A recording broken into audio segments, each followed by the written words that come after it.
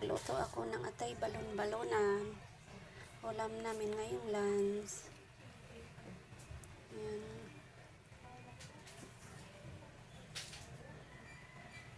Lagyan ko siya ng pamintang durog, dahon laurel. Ginisa ko siya sa bawang, sibuyas at loya para lima. Yan lang guys, ang ulam namin ngayong lunch.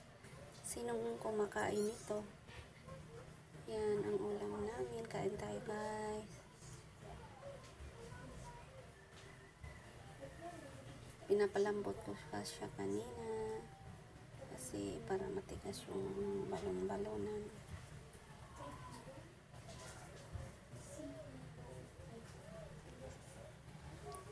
Ano lang guys, paborito ko to, atay balon-balonan. Sino bang kumakain ng atay balon-balonan dyan?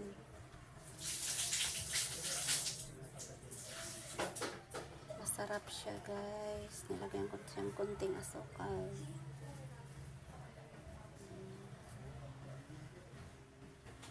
Atay balon-balonan.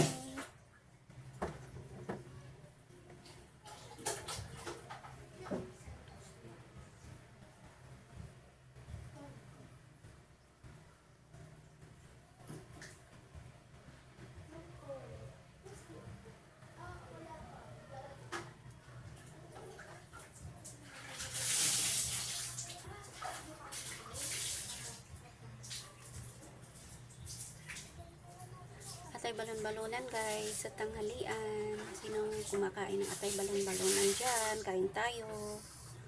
Yan lang ang ulam namin ngayon. Tanghalian.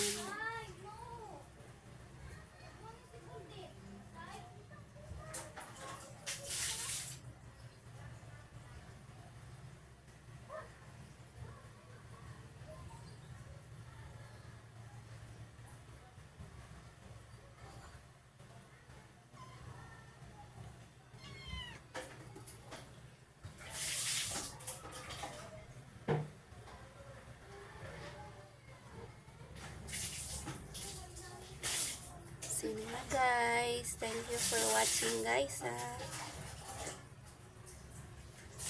Thank you.